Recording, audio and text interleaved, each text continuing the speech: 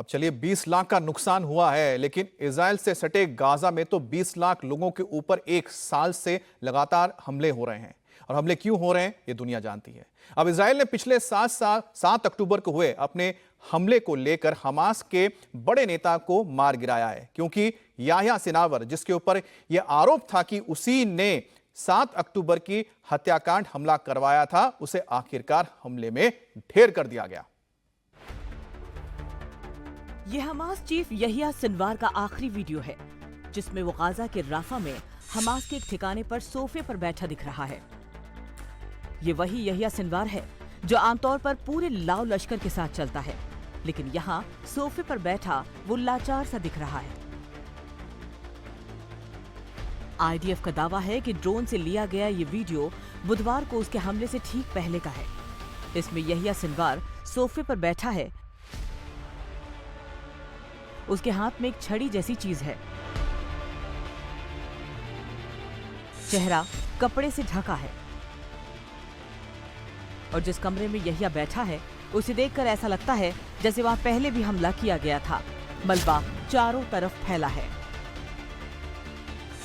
इस वीडियो से पहले इजराइल की तरफ से वो तस्वीरें भी जारी की गई थी, जिसमें याह्या सिनवार का शव मलबे में दबा दिख रहा था। याह्या का चेहरा और उसके शरीर का कुछ हिस्सा ही मलबे के बाहर था। इसी को देखने के बाद इजरायली सैनिकों को शक हुआ कि हमले में याह्या की मौत हुई है।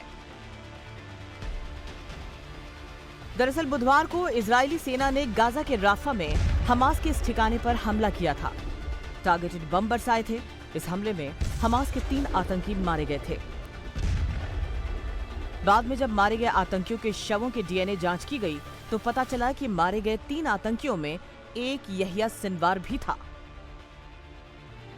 और जब पुष्टि हो गई कि हमले में मारा गया याह्या सिनवार ही है, तब इजराइल के पीएम बेंजामिन नेतन्याहू मीडिया के सामने आए और कहा कि उनकी सेना ने पिछले साल 7 अक्टूबर के आतंकी हमले का हिसाब बराबर कर दिया है। Sinwar is dead. He was killed in Rafah by the brave soldiers of the Israel Defense Forces. While this is not the end of the war in Gaza, it's the beginning of the end. To the people of Gaza, I have a simple message. This war can end tomorrow. It can end if Hamas lays down its arms and returns our hostages. Hamas is holding 101 hostages in Gaza, who are citizens of 23 countries, citizens of Israel, but citizens of many other countries.